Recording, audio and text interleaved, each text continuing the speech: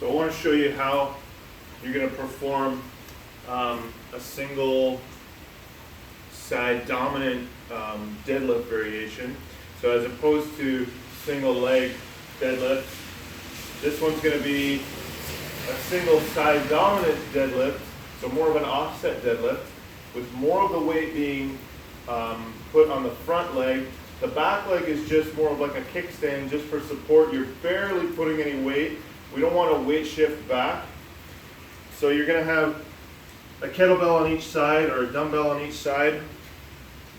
You're going to step your working foot into the middle of the kettlebells in between.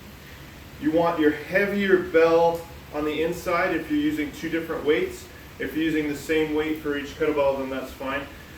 This other foot is going to go back behind the kettlebell, not too far back.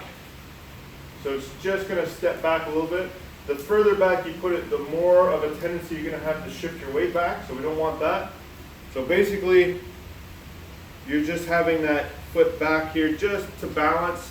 If that foot comes off the ground, you end up doing a single leg deadlift, which is totally fine too, but then sometimes you're worrying too much about balance. So to provide you with a little bit of balance, we've got that foot back there. All the same rules apply as with a regular deadlift. You want your armpits nice and tight to keep your lats engaging your spine, your core tight, belly's tight, you're hinging back with your hips.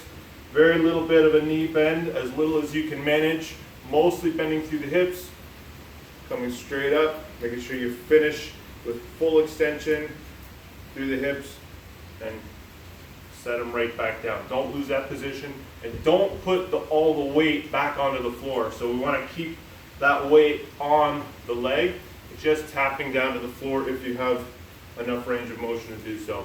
And if you need to squat down a little bit lower, that's fine, but you want to engage your hips.